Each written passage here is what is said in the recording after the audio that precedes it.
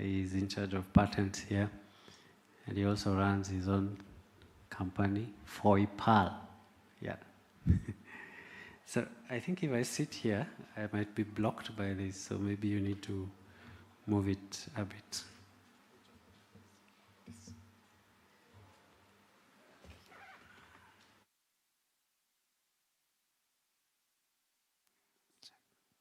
All right, so I'll give each one of you a minute to introduce yourself. Tell us what you do, your specialty, before we go to the questions. Maybe we'll start from the far left. Good afternoon, all.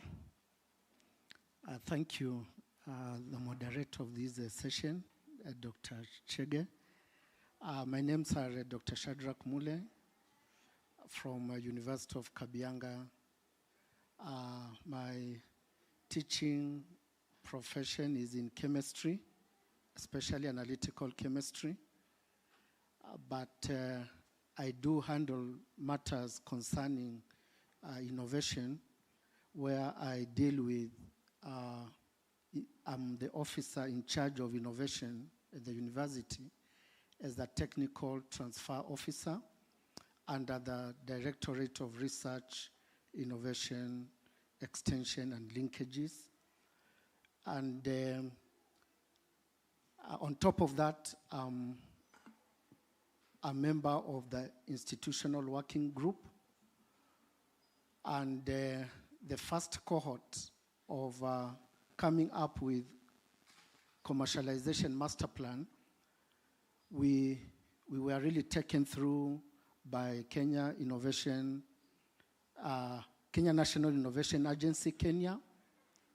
And for the last 3 years, we have done quite a lot in terms of innovations, in terms of encouraging and strengthening our students and faculty, plus also staff, to engage in matters innovation and take a role in the ecosystem.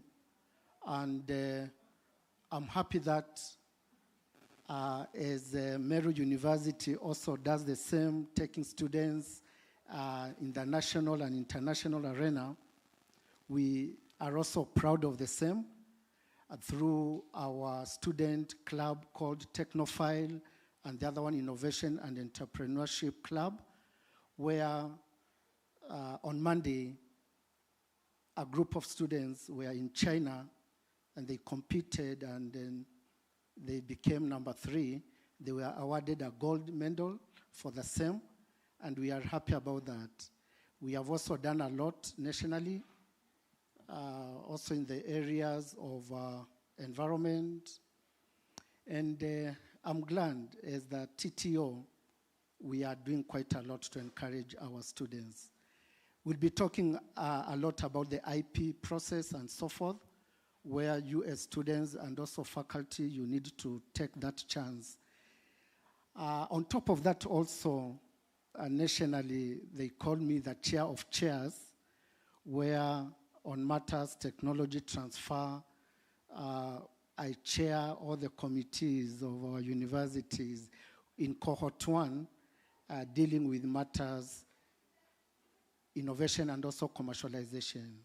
And I believe that's a brief introduction. Thank you. Thank you so much, Dr. Please give them a hand clap. I mean, your students won in China gold. That's amazing. As you heard, my name is Anthony Bayaki. I have a background in electrical engineering. Probably in this field of intellectual property, I could be the oldest in it, or most. I first started interacting with intellectual property in 1992. So basically, I was among the first patent examiners to be recruited. So it's unfortunate a number of us have actually passed on. Anyway, then I went to Meru University after 11 years in Kipi, where again I started pioneering technology transfer in our public universities. So with that, I think I believe I would want to, this is an opportunity, I would want to share my experiences with you on issues of intellectual property and probably also the dream this country had on matters intellectual property or owning intangible property. I would be glad to share, and if there are questions, I'll be glad to actually answer them so that we can move this country to another level. Thank you. Thank you very much. Please give him a hand clap. This is a more interactive session, so we clap many times and we ask questions and we interact, okay? Welcome, friend from Banabaitoro. I don't know if you can help him out.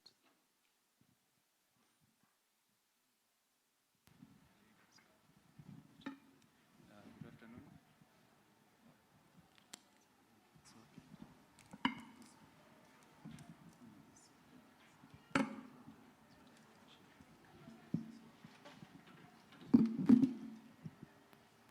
Good afternoon, everyone. So, I think for me it is a great honor to be flanked by two senior examiners, people who are more experienced than I am. My name is Benson Baituru, a patent examiner at KIPI. I mainly deal with ICT, electrical and electronic applications. So I'm looking forward to sharing with you guys everything about IP, patenting, trademarks. I know a lot of these IP, forms of IP are confused. There's a confusion. People confuse one form with another. So we are looking forward to getting rid of that confusion, straightening things out. Thank you. Thank you very much. Please give him a clap. Yes. Thank you very much. I know I wear so many hats, so maybe don't be confused. My name is Fred Otsongo. Fred Otsongo is a patent attorney, former patent examiner, adjunct lecturer, sometimes you call me that. Yeah, but my specialty is biochemistry. And today, I'm an adjunct lecturer in cytology. Those of you who are here in SAPS, the School of Agriculture. But basically, I left college just like you and became a patent examiner. You heard my colleague talk about having joined KIPI in 1992. I joined him in the year 2000, so he trained me on how to examine. Now, patent examination is simply evaluating the innovations, just checking to see whether this invention is new or it's not. So that's what I did for 13 years. Then I went to JQuat. All of you know JQuat, as a IP manager. So I was there trying to do the same thing that I used to do at KIPI. But basically, today as a patent agent or a patent attorney, I help innovators to protect their ideas. So they come to me, I draft the patent, I make sure it is filed, it is followed up at KIPI. He examines what we draft. Sometimes we make mistakes, so he corrects us and others. So those are the many hats I wear. So today I'm happy I'm at the university here as Technology Transfer Officer. So for those who are innovators here, their technology, their innovations are in the safe hands. So I think we can share more later. Thank you very much. Please give him a clap. Now, we are talking about protecting your brilliance. That is, it's just a dialogue on intellectual property. And in today's world, we really need to protect your IP. And here I know we have students, we have researchers, we have faculty members, and I know there are others who are following us online who really want to understand what patenting is all about. And I want to direct this question to our senior patent examiner, Anthony Payaki from Moi University. You know, for many students here, could be their first time to interact with the word IP. If you come from a computing background like me, the first time I heard about IP, it was internet protocol. And in simple terms, I want you to break down the difference between a patent, a trademark, a copyright, and an industrial design. Just give us a relatable example from each of our daily life so that these learners are able to understand the difference. Pan Anthony. Okay, yeah. So straight to the point. Hope you can see what I'm holding.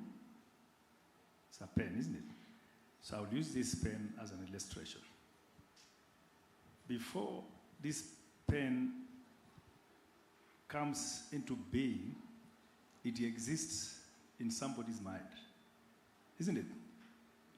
It exists in somebody's mind. Then it is now transformed. So when it's in the mind, it is in the imagination, you cannot touch it. So it is an intangible property. So when it turns into a pen, into a laptop, into a chair, that is a tangible property. So the world of intellectual property is basically the world of intangible property. So intellectual property is also called intangible property. Now, if I make this pen for the first time, because remember, initially, people were not, when they could write, probably they were just scribbling something using a stick-on maybe clay pads or on stones and all that, isn't it? The Egyptian writings. Then the Egyptians invented maybe using a quill. And if you have seen some old photos, people would use a quill to write, isn't it? They dip in the ink, then write. Then somebody thought of, let's incorporate, you know the tube that is there, isn't it? Pour the ink inside the tube, then you're able to do what? To write, because it's painless. Now, that is an improvement.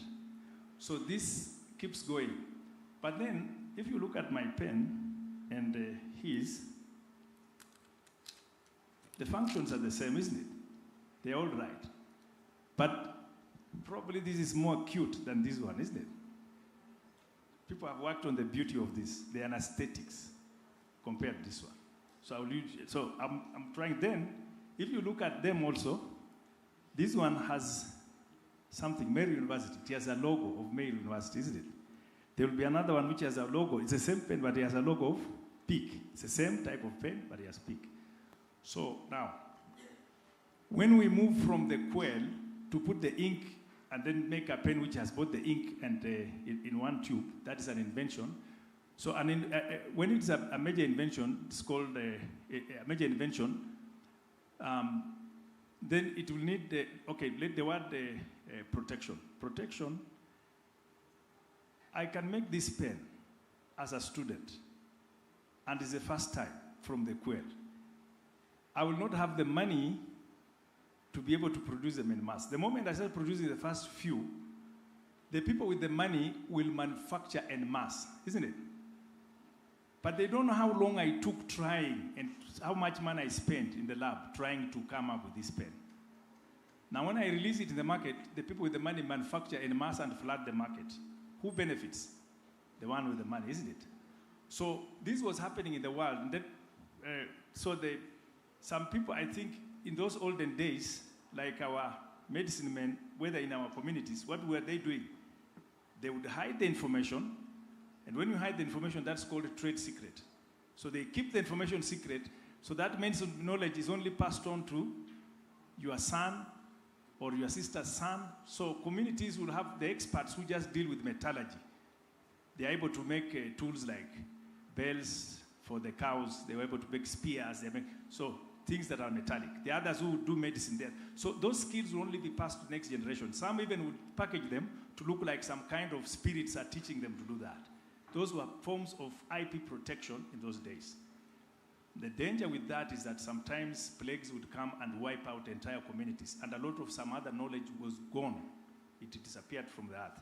So governments came together and formed a system whereby to say, please disclose to us your secret or your technology. We give you a monopoly over the market for some time. So that disclosing the secret is what is called now, you draft the patent. You draft the innovation. You describe that innovation. Now, when it's an invention, if protection of an invention, a major invention, you are given what you call a patent certificate. So a patent is a certificate that protects the innovation, which is like a title deed. Unless a patent is called a utility model. It is something close to the patent, but it's not major. I won't go into details, but just note that the utility model is similar. Then we talked of the beauty of the pen. This pen, look, the shape is different from this other shape. The shape of this chair looks different. That is now protected under what we call industrial design. It's a design of the body of the item. Trademark is when you saw, I said there is PEAK, there is Meru University. That logo is actually a trademark. It is the face of the product when it gets to the market, which also now eventually builds into a brand. It's the face of the brand, okay? A brand is something which you can't touch. It's just neither here nor there, but it's like it forms into the mind of people that this thing is good or bad, okay? So then we have something else called, the area of plant breeding, plants, innovations there, they're called plant breeding. Then there is animal breeding. Now, when it comes to artistic, writing books, the idea in your mind, when you write it, or sing a song, or do a film, that's now the area of copyrights. Then we have what we call ICs, integrated circuits. If you have seen on your phone or when you open your radio, there is that blue thing with drawings of circuits. The way those circuits are, the drawings are done is also a skill in itself. So it's also protectable. There are then things like sound marks, there are things like smell marks. Mali, that is a mark, you know. So those are the different forms of intellectual property protection. Sorry. Thank you so much, Dr. Mbayaki. I really like your illustration and your explanation, and it's really beneficial to these students and also faculty. Now, I want to direct this to Dr. Shadrach. Now, when a student innovator has a very groundbreaking idea, in your opinion, and also maybe out of practice and experience, what is the very first thing that they should do to protect it? Even before they can afford maybe to file a patent, what is the very first thing they should do? Let me say this, that the word groundbreaking is relative, and it needs evaluation to prove that it is really groundbreaking. But what we have done in our institution, University of Kabianga, we have sensitized our students to come out and try to begin the process of protecting their ideas. Through the Technology Transfer Office, where I sit, we have done several trainings to our students so that what they think is groundbreaking, the idea they have, they come and share with a TT or the Technology Transfer Officer. But this is in confidence. Let me say this, that the TTO takes an oath not to reveal any discussion done between him and the innovator and the idea which has been presented. And out of it, we signed together the non-disclosure agreement form.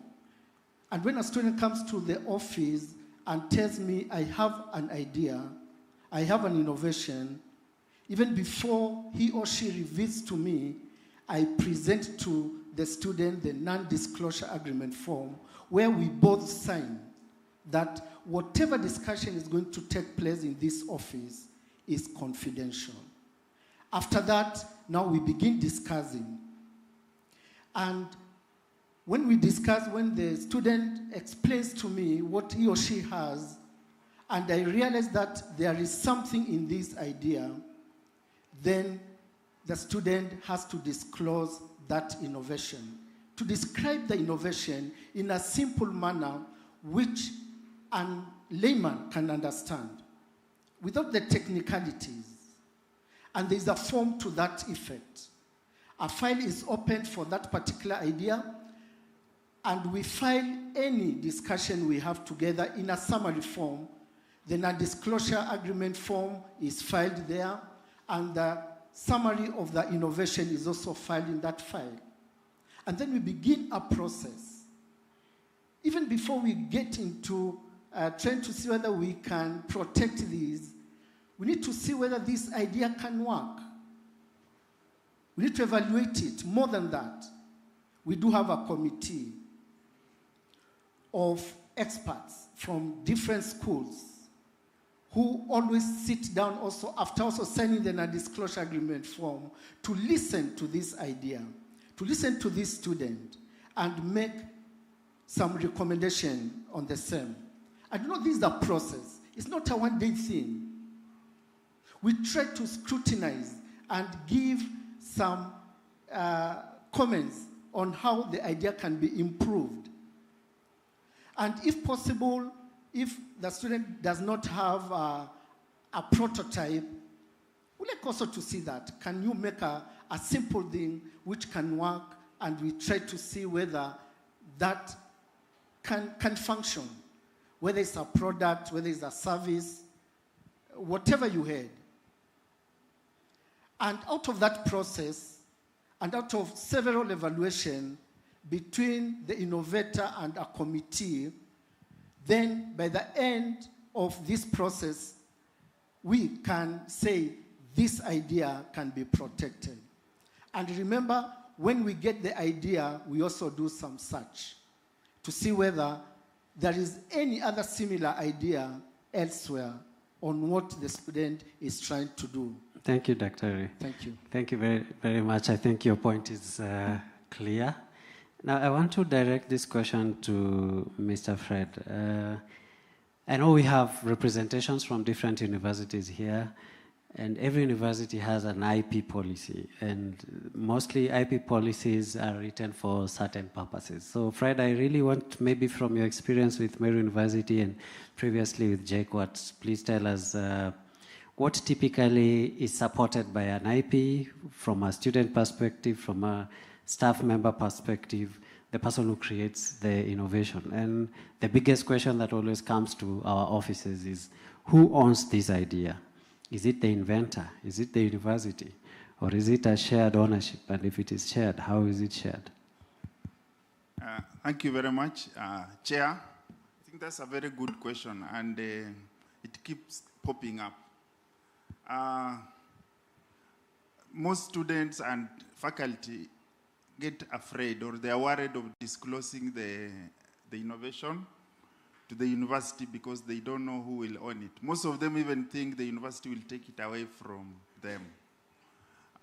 Some of them think, after all, I'll be graduating, moving out in 2 or 3 years, so why should I protect? But the good news is that almost every university has a policy guideline that is called intellectual property policy. Now, this document spells out the ownership.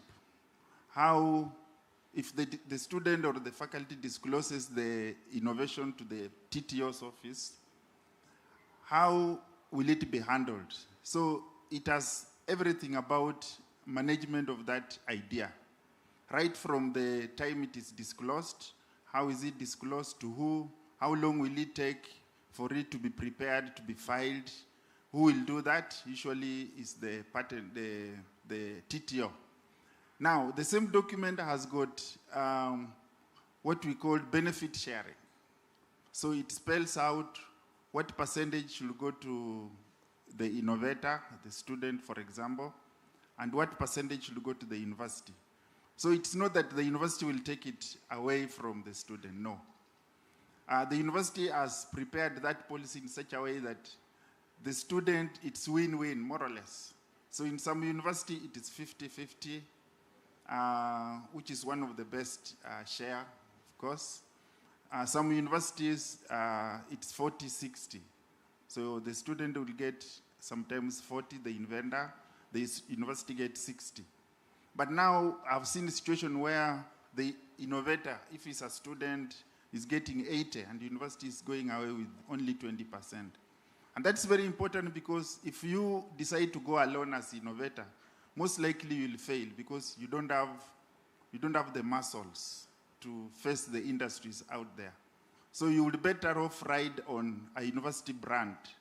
If people know that you did this innovation from Meru University Laboratory or Meru University Workshop, most likely they'll be attracted to your innovation. So they'll be ready to talk to you. If you went alone, you suffer a lot. So that's why we're encouraging innovators to work with the university. There is no harm disclosing, having some percentage donated to the university, but then you let university help you in most of these things. For example, getting a patent is very difficult. Of course, not very, but it's difficult. That's why we don't have many patents around. So university will do that for you. Getting the partners, the investors out there is very difficult. But try going out, try going to any industry. One, you'll be stopped at the watchman's gate. The security will say, do you have permission? Is he aware? Is the CEO aware you are coming? No, so you'll be stopped. If you are lucky to pass, the secretary will not allow you to talk to the CEO. But with the university, if they made a call, it will be very easy for you to talk to the industry. So there are many advantages for you to disclose and work with the university. So that policy is binding. That sharing in terms of benefit sharing exists. Thank you, Alan. Thank you so much, Fred. My next question is to Bernard, our expert from KIPI. Could you walk us through the journey of filing for a patent, and maybe, especially to be particular here in Kenya, and then give us like the costs that people should expect, the timelines, and any hurdles that people mostly experience and how they can navigate through it, especially for young innovators here in Kenya. Okay, thank you very much. So, as you've heard, getting a patent is relatively difficult, but it's not because of the process. The process is fairly easy.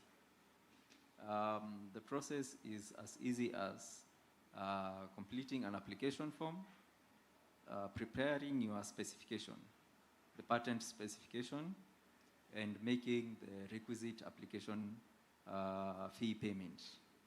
So the main hurdle that people usually have is in preparing the patent specification. The patent specification has several parts.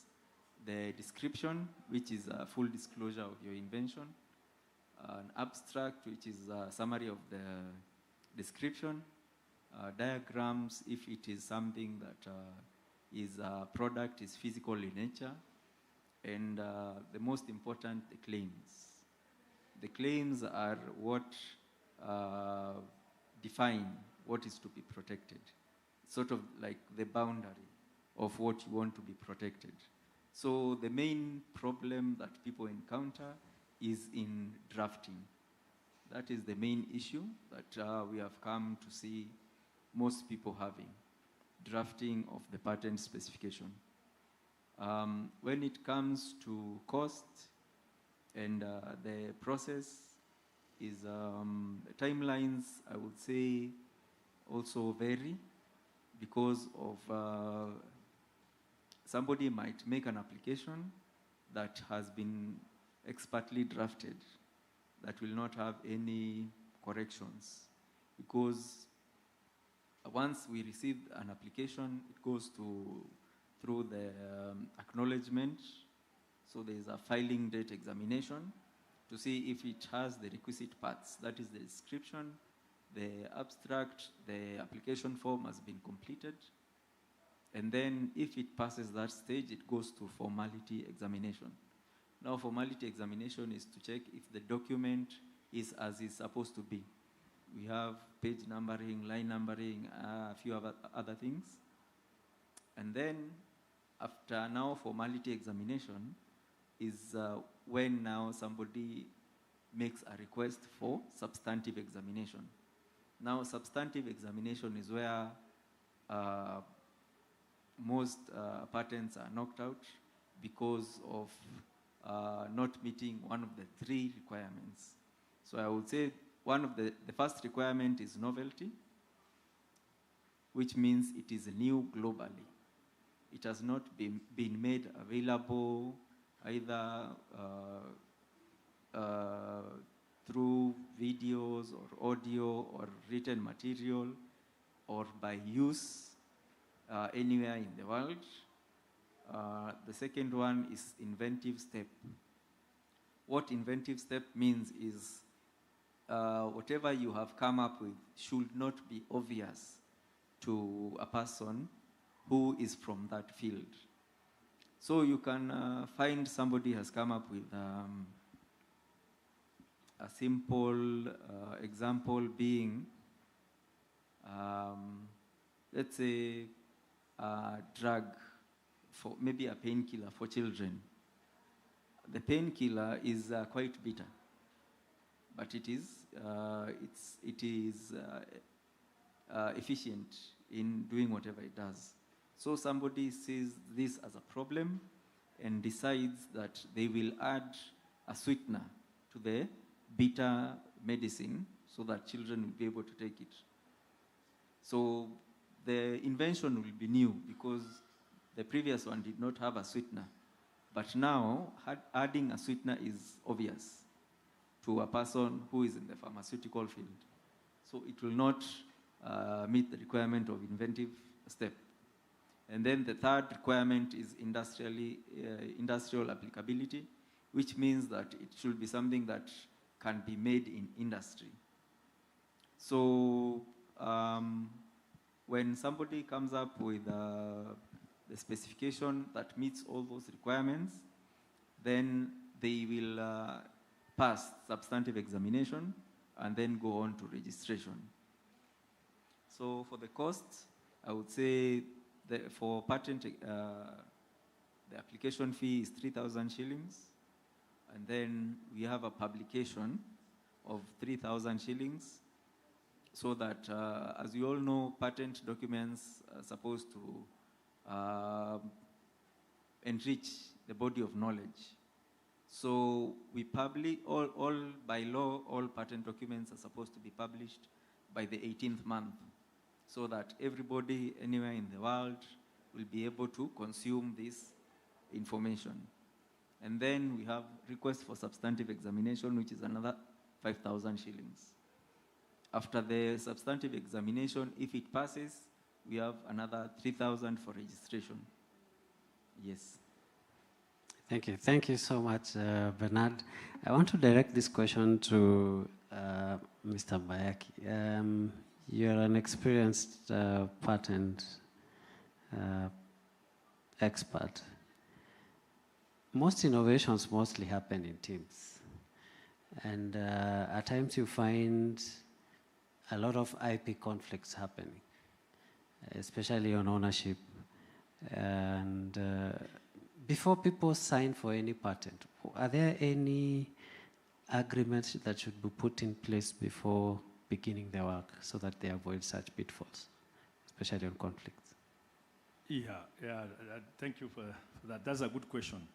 And especially in the area of when we are doing technology transfer management, or basically technology transfer involves intellectual property management. Yeah, people are friends when they are working on something, on research, or when they are building a project. They'll be excited with each other. When the money arrives, that's when you will see war. So what we try to encourage is, when you think you have come up with an innovation, especially when you come to the technology transfer office, we help you to actually sign an agreement amongst yourselves on the percentages you would wish to get when the money arrives. Now, those percentages, the formula is actually a kind of, determining that is more of artistic, it's more of personal agreement. For example, one of the things I would ask the inventors is, try and sit down and think of who put in more. And usually this input is intellectual input. Intellectual input. Because I've handled the cases of conflict where we are supposed to put the names of inventors, because that form that goes to KIPI there's a part for inventors, because protection of a patent or intellectual property has two parts. There's what we call the economic rights, that's where the money comes in, and the moral rights, just mentioning that it's you who did it. The moral rights, the morale boosting rights, that you are the author, you are the inventor. So at that part, you find somebody says, yeah, I gave them space. Maybe he's a researcher and their students say, I gave them space and they were sitting in my office. That's not an intellectual input. So the technology transfer officer will help you to determine who had an intellectual input and who didn't. Or I gave them the money. That's not an intellectual input. It's a financial input. So we look at the intellectual input, and from there we're able to ask you to determine among yourself, if the money came, who should get more? For example, the person who came up with the concept, there should be some percentage already up front. Is the one who brought the spark of that innovation. So there are certain things you build along to now show that, oh, then this person should have slightly more percentage in the team than the others. But if you don't agree, in most of our policies, if the money comes and you are not disagreeing, you have disagreed, equal. If you are 5, we divide by 100 by 5. So that is the basic thing we'll do if you are not agreeing. In the research area, especially for our researchers, one of the mistakes we do as especially universities in Africa, in our ignorance of intellectual property. There's a lot of intellectual property that has gone out there and is benefiting other nations. Because remember, the more intellectual property nations have, that's what the data shows. The more intellectual property a nation has, the more patent nations generate. They are the greater nations. It is not the ones with the raw material. Raw material is a raw deal. It is a person with intellectual property that determines the rule. So when they bring those research agreements, those research agreements ideally are supposed to pass through the technology transfer office so that we make sure we upfront any intellectual property that will come out of this research, it will be shared like this, it will be disclosed like this, to such a place. All of us should disclose, all of us should be aware. Not like what happened in the University of Nairobi one time. They are doing research on HIV. Before they know it, Oxford University is patenting. If KIPI had not come in to rescue Nairobi, those guys would patent, and of course vaccines are, that time HIV, that was the medicine that was coming up, it's worldwide. Those are billions and billions of shillings. But Mbayaki, allow me to cut you short, but you'll need to continue explaining that. Thank you. Many innovations have a global potential. And I just want you to tell me, like, when should a Kenyan innovator start thinking about protecting their IP internationally? Yeah, the Kenyan innovator should think internationally from the point of, actually, the technology transfer manager is the one to help you.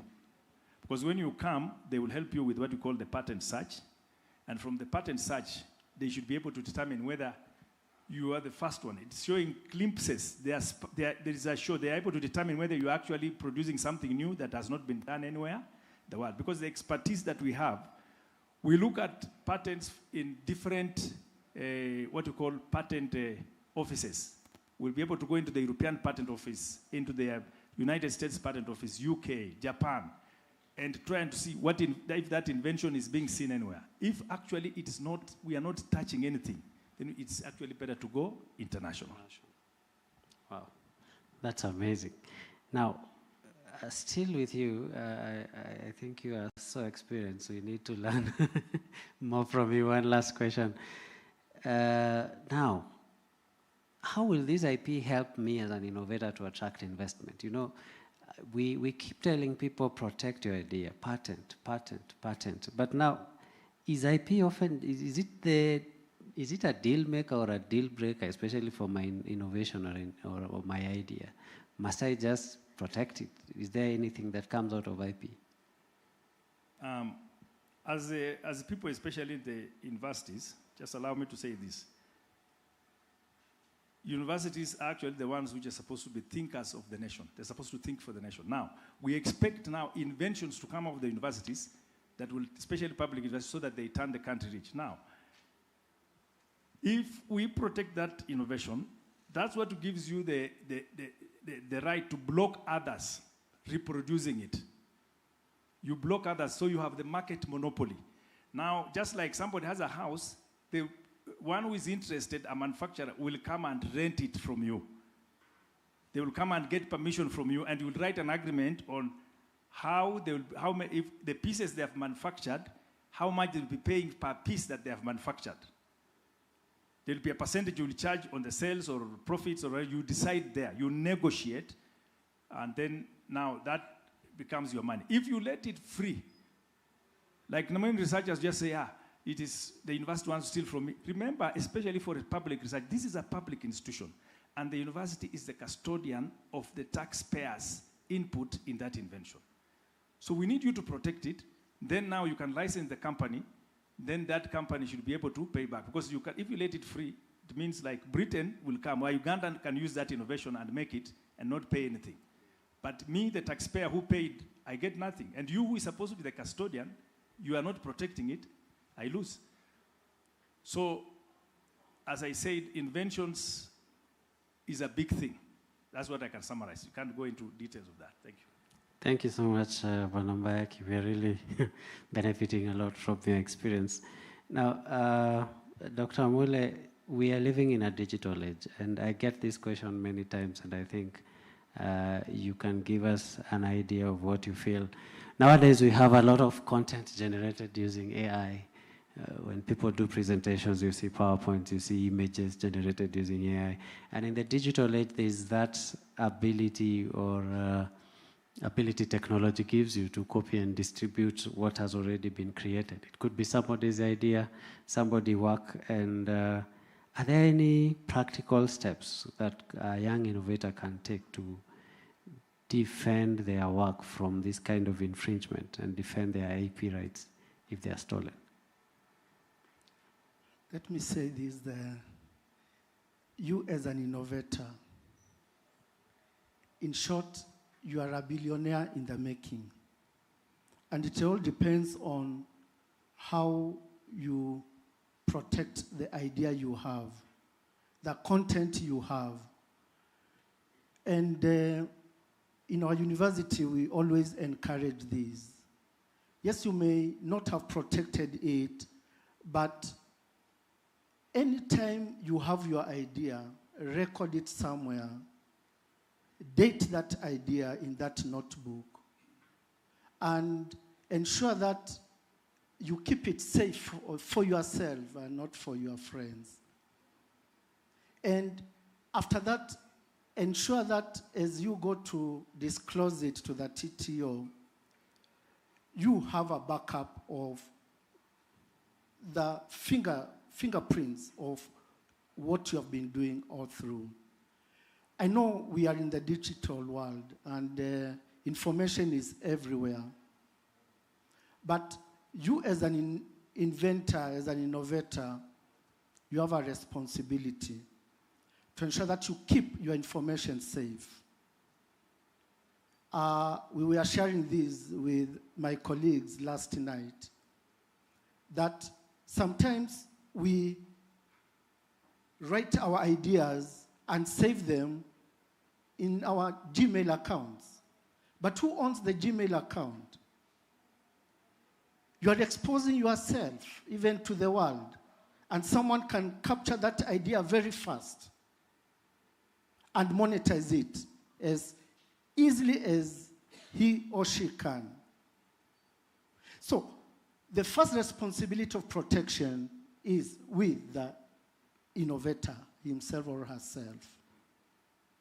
Keep it in a way that nobody can infringe into your ideas.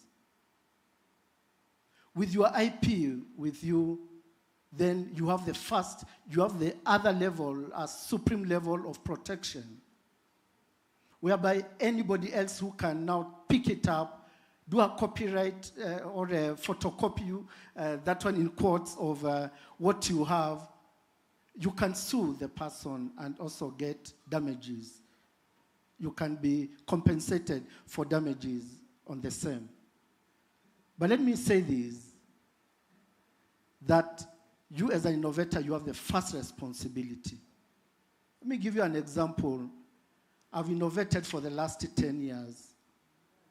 And I can say that the idea which I had, I protected it just last year.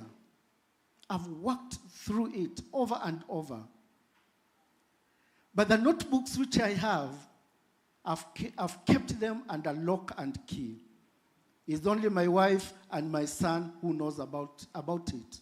And I keep on improving until when I realized now I can do something on these. Because sometimes you may protect an idea and find that, no, you can't monetize it. You spend the amount of money you have had from our IP experts. But it is a process. It's a process. It's not a one-day thing. But let me stress again, you have a responsibility to protect it. Thank you so much, Dr. I want to go now back to Bwana Bernard. I know you said you're a patent examiner for ICT and electronics, and lately there has been a move to open source. Lots and lots of innovators who are mostly in ICT field and tech field, they always talk about my innovation is open source. Now, how does an innovator decide between open sourcing their work versus putting it under intellectual property? How do you handle such ideas, and what is your advice on the same? Okay, so I would say when it comes to either open sourcing or monopolizing, because IP is monopoly, so it's just the personal prerogative, so that there are people who will want whatever they have come up with to be used for the public good without any cost. And then there are people who would want to recoup the time that they used by way of monopoly, so that they will be able to get financial gain from whatever they have come up with. So it is a personal decision, because you will find there are people who come up with all sorts of inventions, not just in the IT field, mechanical, electrical, even pharmaceutical, and they will decide this should be used for the public good, instead of me monopolizing this and making money from it. So it's really from somebody's personal decision, from their heart, I would say. Okay, thank you. I want us to talk now on IP law. I think our friend here, also you're a lawyer at the same time, so much exposed to IP. How is IP law adopting to new fields like artificial intelligence? And as you talk about that, I want you to tell us who owns the IP created by an AI or blockchain or biotechnology? And what should students in these fields be aware of? Thank you once more. I know that's a very technical question, very controversial as well. What we said about IP is it's more or less like human rights. It's a right given to a human being. So there is no intellectual property rights for lions, for cows, for animals, no. So the creation of human beings is what is protected under IPR. Now, the AI, if we extend the AI up to the robots, they are acting like human beings. They can even do things much better than human beings. But we have seen a trend of robots also creating. They also invent.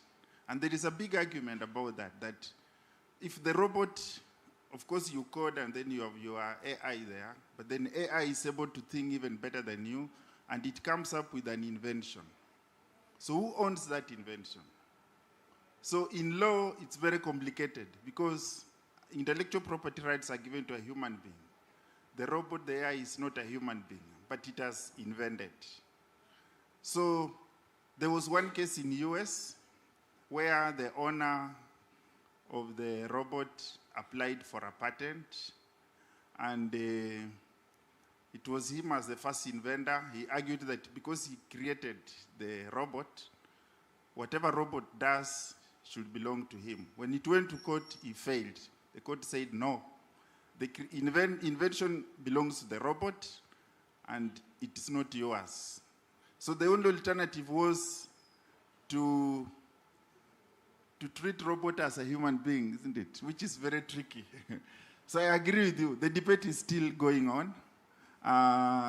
Artificial intelligence, if artificial intelligence ever created, they deserve to go to a patent office and apply for protection.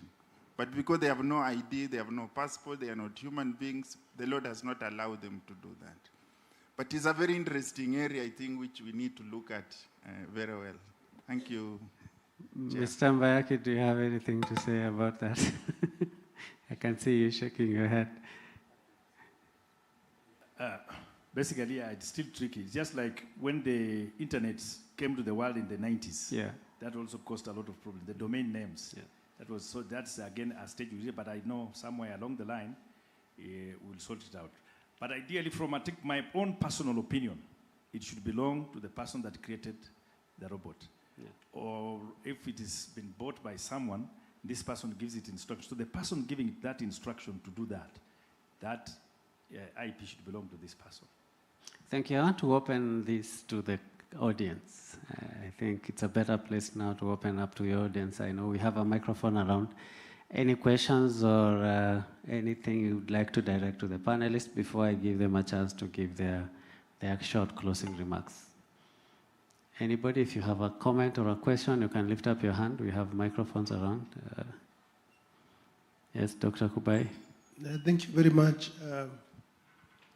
the panel. I have a few sets of questions. The first one being to Fred. How long or what is the life cycle of a patent? Number two, we've earned students and even faculty members with good and brilliant ideas. Now, sometimes the point of disclosure is not very clear. Like in this exhibition, we have earned students who are presenting their initial ideas and trying to showcase what they are doing. Are they protected? If not, how can we go about it, especially in 21st century, where you are saying the flow of information is very good. Last but not least, what is the connection between KIPI and KEPS in terms of taking our products to the market? Who leverages on the other, and at what point do we advise our innovators to go for KEPS and the protection? Because some industries, they don't just require a patent. They want you to have some standards to see whether the product has standards. Thank you. Thank you, Dr. We can take two more. Anybody? Yes. We'll note down the questions and then we'll answer them. Yeah, my question goes to Mr. Mbayaki. And the question is, we know that patents are territorial. Yeah. And especially those developed countries, normally they don't file their patents for like developing countries. So can we take advantage to get those innovations and develop our country? And I think that's for now. Thank you so much, Dr. Anybody else with a question? Yes, Prof. Okay, thank you. I think mine pertains the link between academics and patenting, especially for students and researchers. What should take precedence? The efficiency of the student finishing what he was doing academically, or the protection of the idea? My next question would be on the scope of patenting. Are there some things that cannot be protected? For example, the other day China has been struggling to make their own aeroplane, Comac. but probably there's somebody who invented an aeroplane. Would they be, I mean, in such a situation, are they protecting the brand or the technology, or what exactly are they supposed to protect? And then my final question, you may find that in an innovation, you have to use parts that are procured. Let's say, for example, the example that was given by Bernard. Yes, this drug is too bitter, I'm adding a sweetener to it to make it sweet. But the drug is patented for somebody else. What do I patent in such a situation? Thank you. Thank you very much. Those are very interesting questions. Do we have anybody else who was, yeah? Please pass the microphone up there. Please introduce yourself and give us your question.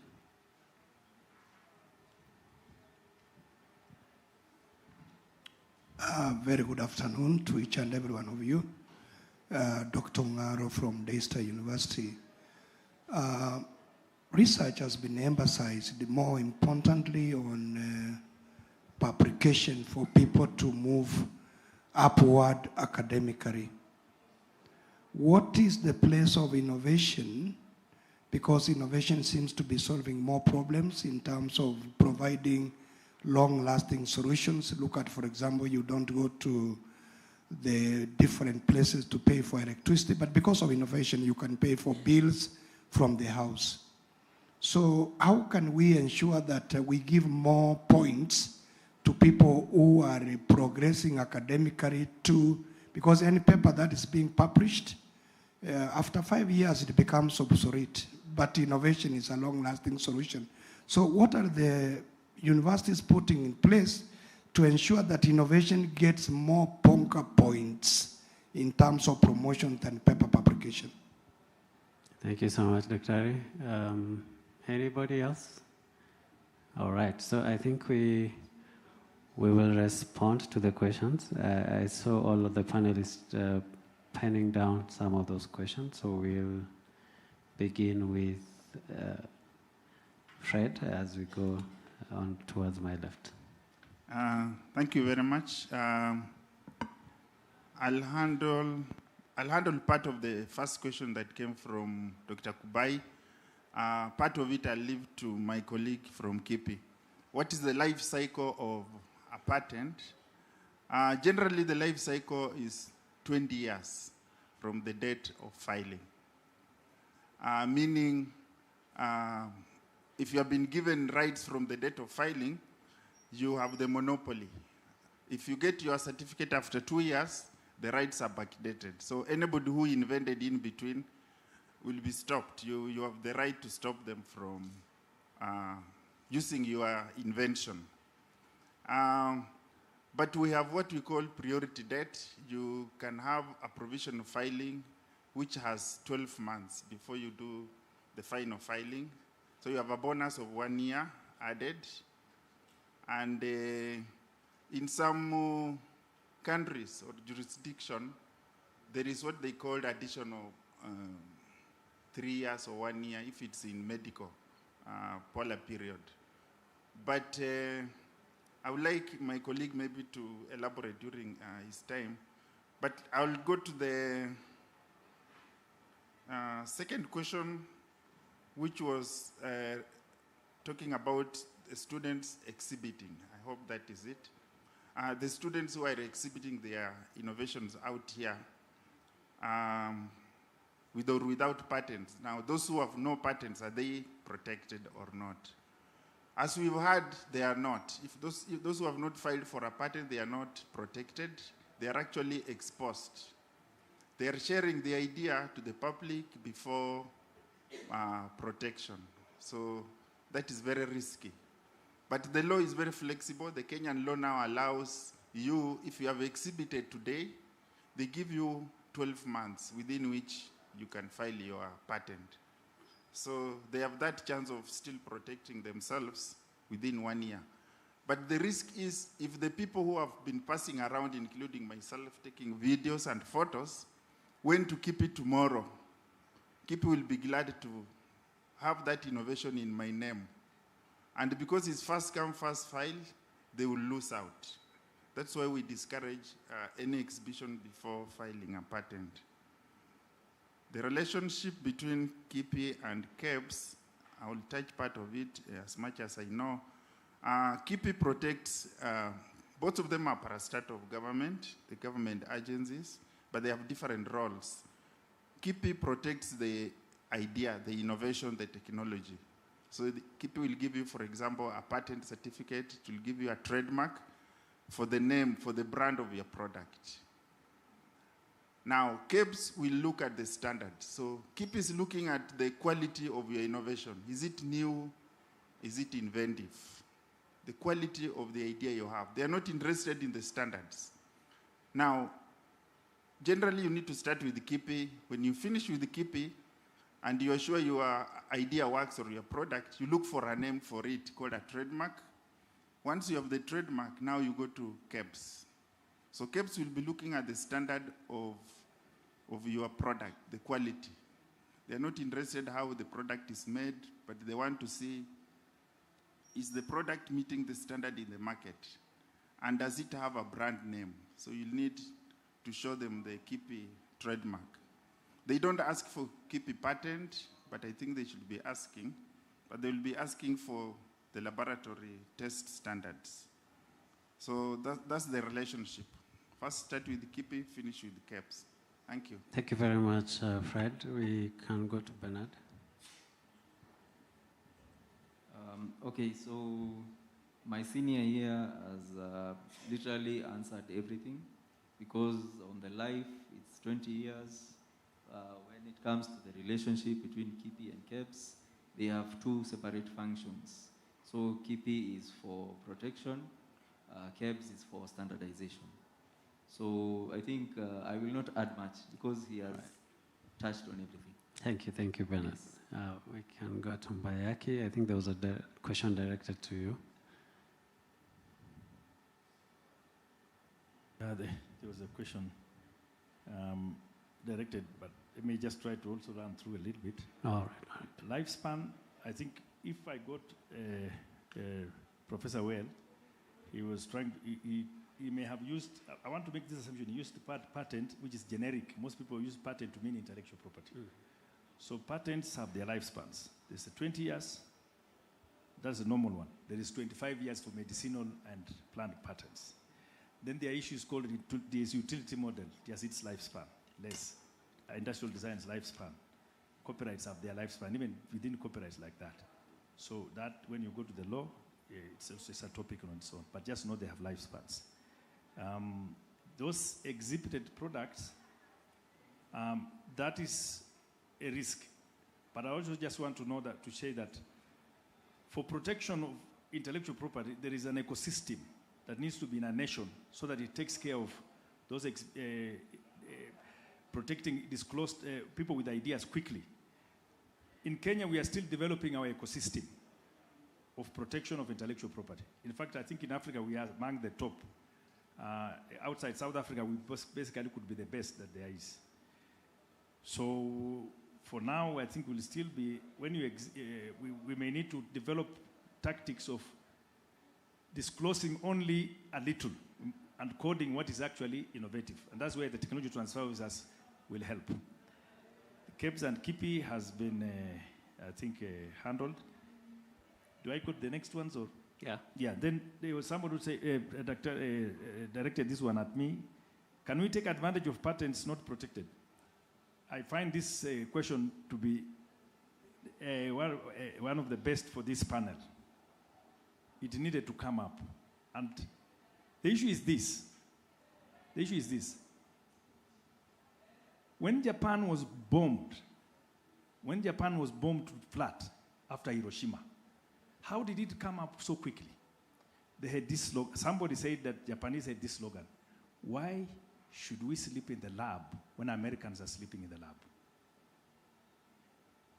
A wise man has already got that. Don't reinvent the wheel, especially as Africans. Yeah. Our lecturers, I would encourage you, get into the technology transfer office. Get your student projects from the patented documents that exist. The patent documents have millions of ideas compared to what you will get in the journals. Actually, they have 70% of the knowledge The journals have 30%. That's what research shows. Get your projects there. Let the students improve, because this is already protected, it's patented. When they do an improvement, they ride on that patent, and also there's things called dependent patents. Yeah. Number two, you are talking of commercialization. Some of the patents is not protected here. As universities want to come up with science parks and incubation centers, let us go for those not protected here. Because one of the problems we have in Africa is that why they don't protect it, we do not have copying capacity. Capacity to copy. Kutumia mwa Kenya hiyo. Unaona? Not copy in terms of copying, adapting. So go get those patents, reproduce them and manufacture them and start, then work around a business around that one and hand over to the private sector. Yeah. So we should even start schools or institutes just for copying, reverse engineering. That's how Japan, that's how the tigers have come up. Let us not keep sweating. Anataka to invent a new aeroplane. You cannot invent a new aeroplane. By the way, do you know the first aeroplane was invented by an African? Really? 3 patents. It's just because he was black and racism came in. So some of the inventions actually, so let us go for the patent documents and improve on them. Let us follow them and reproduce them. The big things will come later. In an aeroplane right now, it keeps improving. Somebody will invent in the rubber industry, it will put on the tire. Somebody invents in the fuel industry, it will put in the fuel. Somebody invents in the seats. So it's usually improvements. You can't say now you are inventing an aeroplane. No. You are getting it? Yeah. So then there is the questions, are there things not protected? That's where now the question of I think I've answered for the aeroplane. So they are just dealing with the improvements, and they will protect the parts that they have improved, not the entire aeroplane. Then there is another question you asked, but I missed it, but I think maybe Mule got it, will answer that one. There is also something, the issue of the sweetener being added. There are 2 things. If it's a major addition, if it's a major improvement, it can also go for patenting. If it's minor, that's why we are talking of utility models. Utility models. And so the sweetener could actually pass, adding on that, and can pass as a utility model. When the examiners look at it and find that it's not so obvious, then they give it a utility model, and you get something out of it. Then there is the publications. Yes, it's true. We must move from publications to actually patenting. And not just even patenting. Move it up to commercialization. You are from Daystar University, professor. And Daystar, you are religious people. I want to use a religious book, the Bible, to quote something. There's somewhere in Proverbs, a lazy man catches game and does not roast it. He eats it raw. The meaning of that verse applies majorly to Africa. So in the interpretation in a university setup or researcher setup is, God gives you an idea as a researcher, you make it, and you shout it. So you'll only be given money to run to one conference to another, get some Capadium, sleep in some nice hotel. The people you are broadcasting to, who are not lazy in Europe and whatever, they take it and roast it. That means they work on it until it becomes a beautiful thing, a beautiful chair, a beautiful water bottling thing, and they will get billions. Because when you eat meat raw, okay, the example I would give is this. Look at sand. A child playing with sand, they will only build castles in the sand, isn't it? Give it to a mason, he will make a house. Give the same sand to a physicist, he will make a glass. The physicist and electronic engineer, again, can make a semiconductor. My friend, these semiconductors can only fit microchips. The microchip can fit in your pocket. But what is the outcome of that roasted sand? Because it's silicon. You are getting it? Yeah. So as Africans, we must start training our children to have the ability to take an idea to the very end. They contain themselves with this idea, not the excitement of showing it off. Eureka to everyone. Contain it until it can give you money and feed you and your great-grandchildren. Because a wise person leaves his wealth to his children's children. Africa must learn to roast their game. Thank you. That's a lot of wisdom. Please clap for Mr. Mbayaki. Oh, Yes, Dr. let me say this. Let me begin from exposing our ideas and projects in exhibitions. 10 years ago, we were invited for a certain exhibition in the KICC, a certain organization. And we went there, we showcased something which was unique. One of our students had innovated on a very smart G-core. And we never knew that by going there, talking about it openly, we were exposing the idea. And one guy who kept on coming, even recording what we are doing, because he said, I'm excited about this. In the next exhibition, he came with products. He just made them here in Nairobi, Juakali. Very good G-cores, even better than what we had come up with. And the G-core are in the market even right now. But we had not protected it. So we fall into a very big danger when we expose our students to exhibit ideas which have not been protected. I like what our IP attorney has said. You can file the provisional application. Only is it 3,000? You can file it. Yeah, 1,000 shillings. File all those ideas before you showcase them. And you, as a mentor, try to mentor your innovators in the right direction. In our university, University of Kabianga, we have made it as a law that no exhibition, no product can be exhibited if we have not filed for any protection. And that's what we are doing. So let's take note of that. Let me say this. There's this saying, you either publish or do what? Perish. That's something which has been going on. And in the academia, if I want to progress academically, vertically, I have to keep on publishing. But do you know the danger of that? And I like, although it's controversial, we publish in high-impact journals. How much do you reveal in your paper, in your publication? When you see the hits, when you see how many people have viewed your publication, have quoted your publication. And remember, your publication is an output of a research. And a research comes from a problem.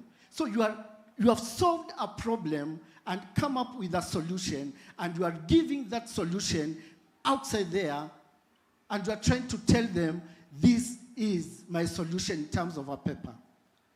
I'm told there are guys out there, their work is just to sit on a computer and check on what has been published, and out of it, they innovate.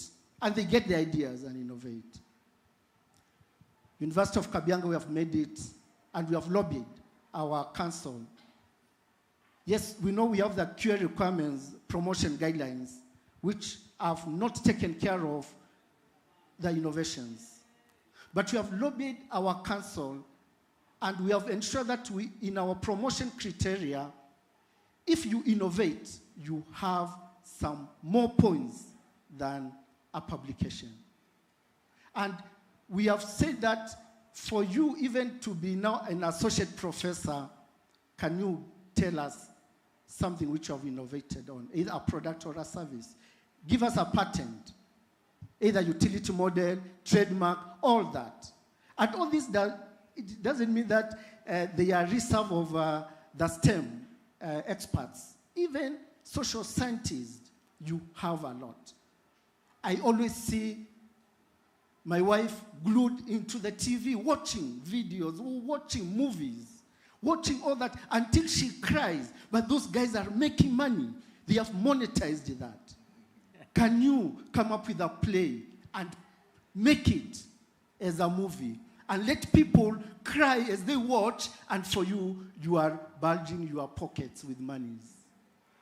Can you do that? So you have all these, and we all have what it takes to monetize our ideas. Thank you very much, Dr. Thank you for that. That is very brilliant of you, and I believe we have lots and lots of people who are taking notes from you. Maybe you can end with Baituro as we now get to the closing remarks from each one of you. Baituro. Okay, so a few things I'd like to add about patents or IP not registered in Kenya. As we all know, IP is territorial. So the patents, the utility models, the industrial designs, all those are territorial, meaning wherever they are protected, that is where they are in force. So for somebody who was not protected in Kenya, maybe most people from the West do not view Africa as a market, a viable market for some of their products. So they do not bother. So you can decide to maybe go through the patent databases. They are free ones. You get inspiration for your next research project. There are also lapsed patents. As you know, the lifespan is 20 years for patents, 10 years for utility models, and 15 years for industrial designs. So the lapsed ones are in the public domain. So those ones can be used by anyone without infringing on anybody's rights. So you can check on lapsed patents. They can also give you inspiration for, you can make improvements, get new products, and things like that. Another thing is the use of parts procured to come up with something. So improvement is actually allowed. What happens is when people publish, that information is added to the body of knowledge for other people to advance. So that is actually a requirement for being granted a patent. Full disclosure is a requirement, so, because it is viewed that the information that you have, somebody else will take and will be able to maybe improve and come up with something new. Another thing, even if patents are enforced in your country, there are exceptions that are given for use. That is educational and private. So if you are using for scientific research in the university, even if it is something that is patented in Kenya, you are allowed to make use of it. And also maybe for a singular private use, that is also allowed. You are not allowed to use it commercially. So I can say that. And I think there was a question on some things that cannot be patented. So as we all know, or we might not know, patents are for processes or products.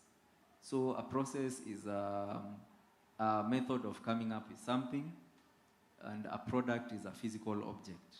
So patents are intellectual property is not protected while it is still in the mind.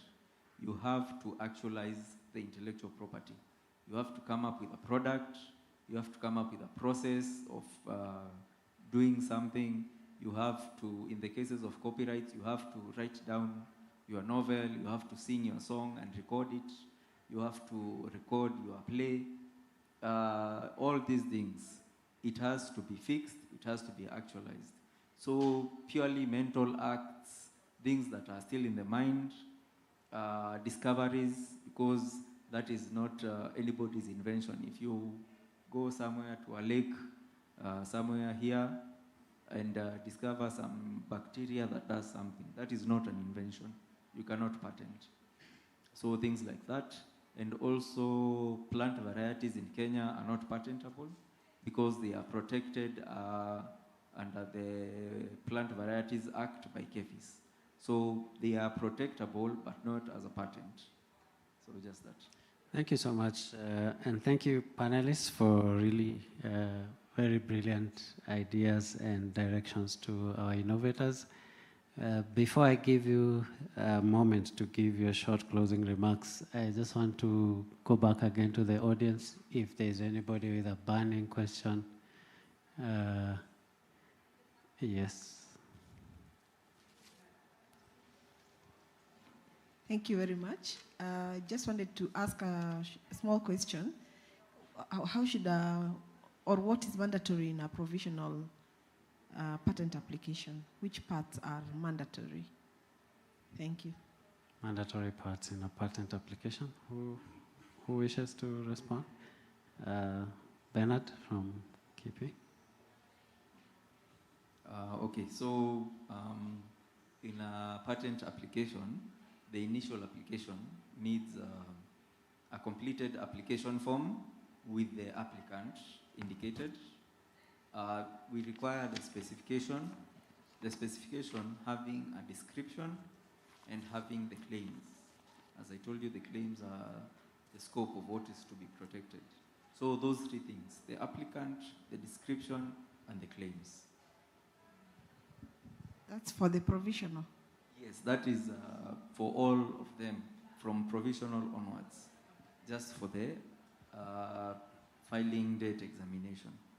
Yes. Thank you very much, Bernard. Daktari? Maybe my question goes to Dr. Mure.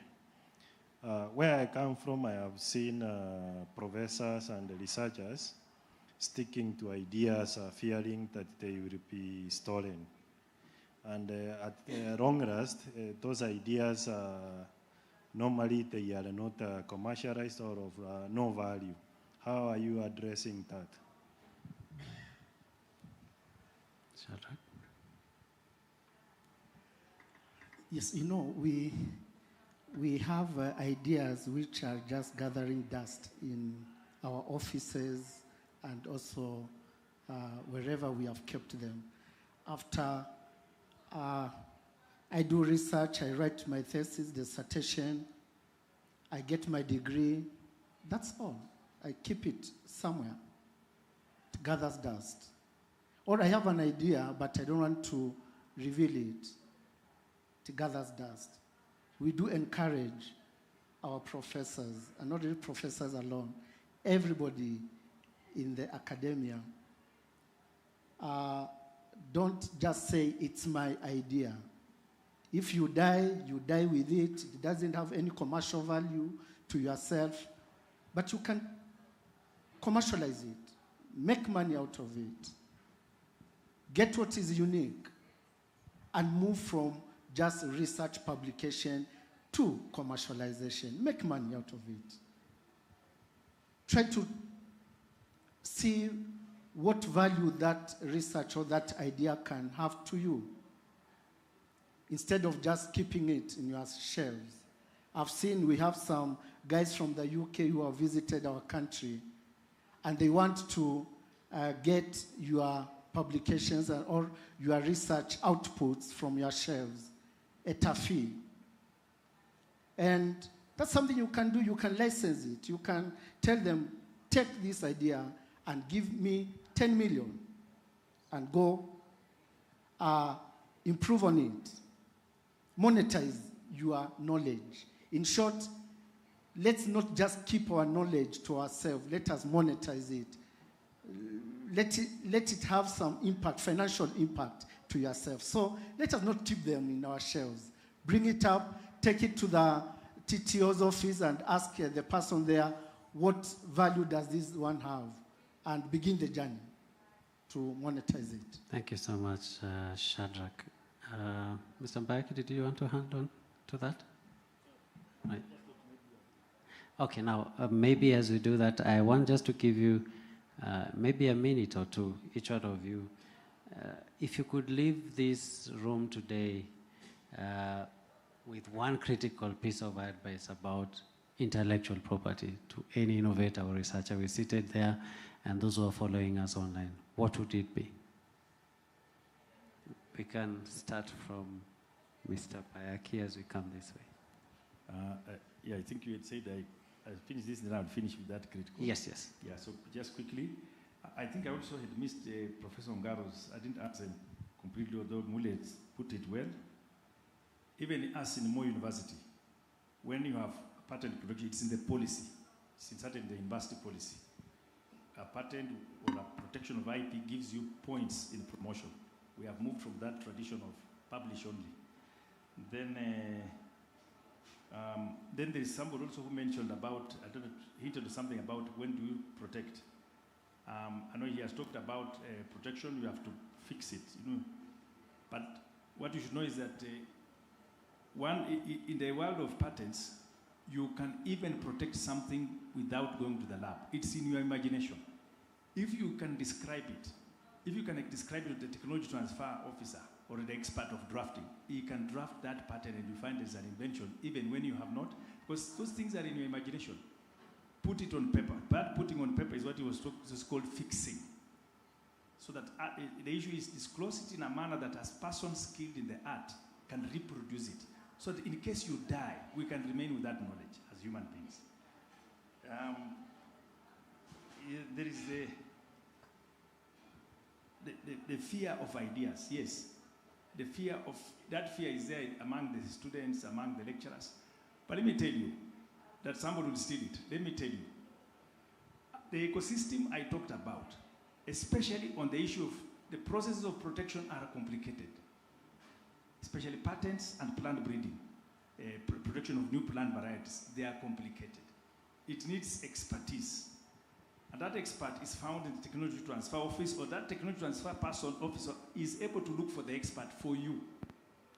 I've seen students who say, University Taiba, then they run away. You graduate. Many years later, it's stuck because they think they can draft patents. KIPI doesn't draft patents. It cannot be a referee and a player. KIPI is a referee, it's not a player. So you are better off having it drafted at the university where there's an expert like Fred, and then he files for you. In case there's war, the university has a muscle, like what I explained about the University of Nairobi and HIV, whatever. KIPI was the one which we flagged it out while we were in KIPI, that, hey, University of Nairobi researchers, do you know your thing is being protected by Oxford University, your partner, in the research agreement? But you see, they had written a poor research agreement where the professors in the University of Nairobi were spanner boys. So KIPI came in fighting, University of Nairobi came out fighting, it was escalated to the media, it was escalated, the Minister for Health came up fighting also, and education. And that's how University of Nairobi was inserted also as an applicant. That's a beneficiary, but not the professors missed out on their moral rights.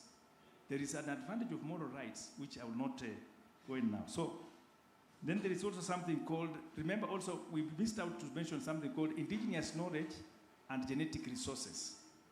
Like the genetic resources within this region belong to the Meru people. So what is going to happen is, if you are going to do biological research, and you pick even a microorganism from Meru, there is what we call the Nagoya Protocol. Time is coming where actually now the demand is that you must have negotiated with the Ameru people, the Njurunjege, to give you permission before you even publish and even patent it. The patent can be thrown out because you did an invention on a living organism that belongs to the Ameru people without their permission. So that's something you have to think about. What I can say as a critical last statement is, please do not assume that you are not an inventor. Anybody can invent. So don't assume that you have not invented or innovated until we in the patent management office tell you so. Because the things you do, sometimes you take them for granted thinking they are normal. So any assumption you make, come to us, let us tell you it's not an invention. Don't tell yourself. Muganga hajigangi. Thank you. Thank you very much. Mule, closing remarks?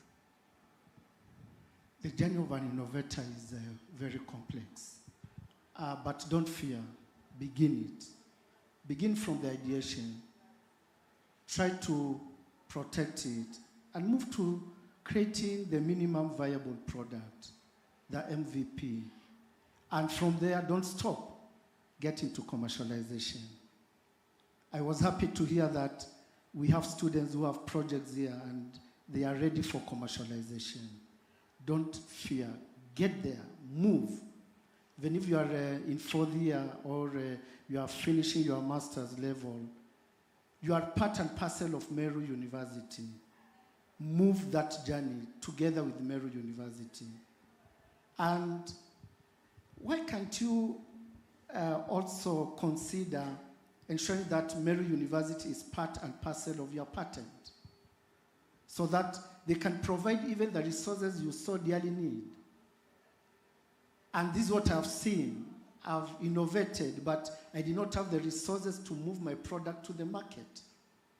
But when I began using the name University of Kabianga, it no longer belongs to me, but people have that confidence, not in Dr. Mule, but in the name University of Kabianga.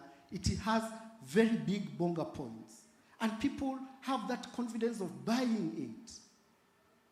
Not for an individual, but from a university. And they know university has standards. Don't fear. Protect your idea and don't fear including Meru University in your patent. Thank you very much, Dr. Shadrach. We can go to Bernard, your closing remarks. Okay, I think coming from the National IP Office, what I can try to emphasize is protect. Protect, protect, protect your IP assets, your intellectual property, because there are others who are out there who will very gladly take and make millions from whatever you have worked so hard for and worked so hard on. So make sure you work with the university. As you heard, the policy clearly states on the division of revenue, how much we'll get, how much the university will get. Work with the university if you do not have the resources, because make use of your TTOs. They have a lot of IP knowledge, even more than I do. These people are the people who founded KIPI. So make sure you make good use of them. Work with your university, protect what you have, and then you will benefit from it. Otherwise, there are some people who will line their pockets with your hard-earned sweat. Thank you so much, Bernard. Fred, finally. Yeah, thank you once more. My takeaway point will be that let's take advantage of the current situation in the country.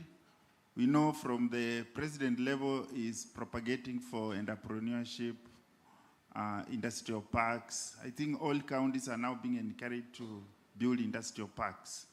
These industrial parks are supposed to be filled by innovators. Now, the innovators must have innovations at hand. And for you to be sure that what you have is yours, you need to get protection on it, the IP. So go out, continue innovating, take advantage of the youth fund, take advantage of the little fund that is there. Even this university, I think, has a program on that. If you don't, then get hold of the patent agents. They can connect you to the industries. So don't look for jobs. There are no jobs. I think we could be the last group that is getting employed. Of course, on a lighter note. So when you go out as young men, look for the way you can have your own small startups. And with that, I think you'll be able to survive. Thank you very much. Thank you very much, Fred. I want to really appreciate the panel. For those who just joined us, we've been having a panel discussion on intellectual property rights. And at the panel, we've had Shadrach Muller from University of Kabianga, Anthony Mbayaki from Moi University, Bernard Baituru from Kenya KIPI, and Fred Osongo from Meru University, our TTO, and myself, Dr. Amos Chege, Coordinator Innovations. We really want to appreciate those who are viewing us online and also those who've managed to be here physically. It's been really a very engaging session, and we are really grateful for the kind of knowledge that we've acquired. We'll also have another panel discussion tomorrow with also other members of the IWGs who are with us here, and we really want to appreciate you so much for showing up. As we end, I just want to ask the other IWG members to come over here for a group photo as we bring this session to a close. The media team, I think you can do that. Prof from Daystar and Chuka University, and also our other colleagues. Please, you can join us for a group photo. Kubai also at IWG, please come. Dr. Kubai.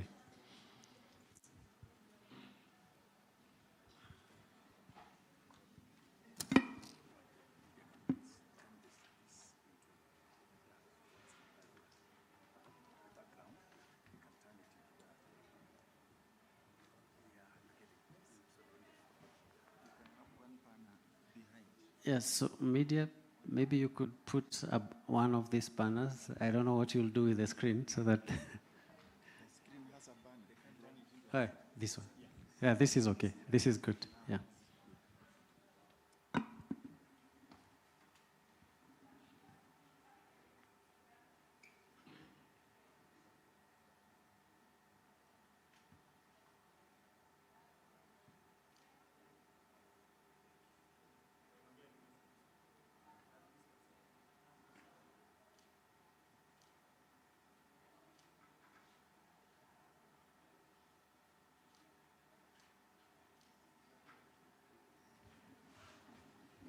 So thank you very much, panelists. You may have your seats.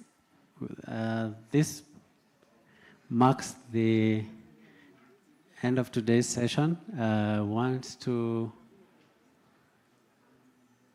We'll do a closing prayer. I know after we finish the session, we didn't do the national anthem.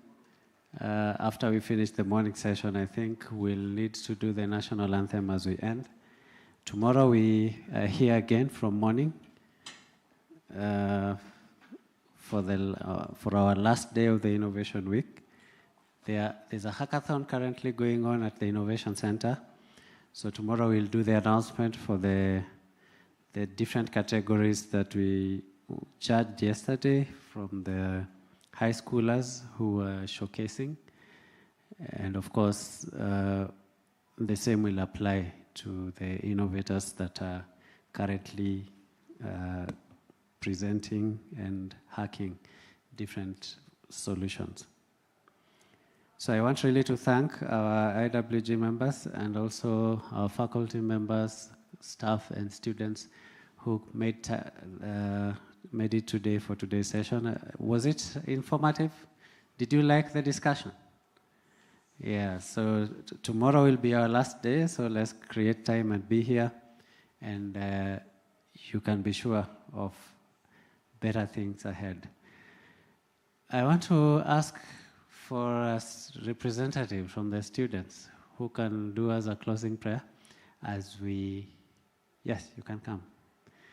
As we do the national anthem. I don't know if the media team is ready. All right.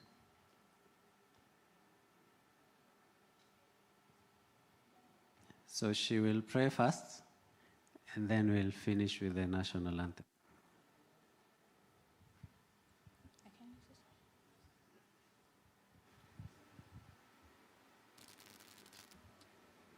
Hello, let us pray.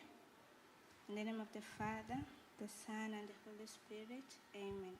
Dear Lord, we come before you this day. We thank you for the session we have had, for everything you have enabled us to learn. Help us, dear Lord, even as we put it into practice, and bless all those who have shared their knowledge with us. It is in you we pray, and we pray for their journey mercies, and that you may be with us in all that we put our minds to do. In Jesus' name we pray. Amen. In the name of the Father, the Son, and the Holy Spirit. Amen. Thank you. So we can be upstanding for the national anthem.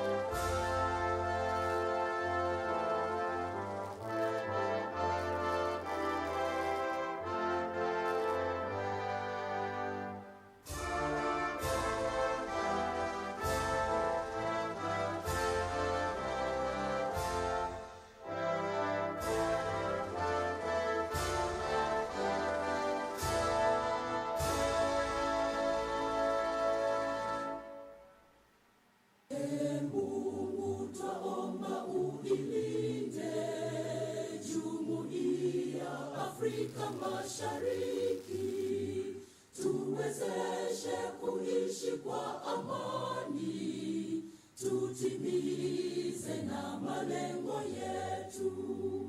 Jumuiya yetu sote tuilinde, tuajibike, tuimarike, umoja wetu ni nguzo yetu.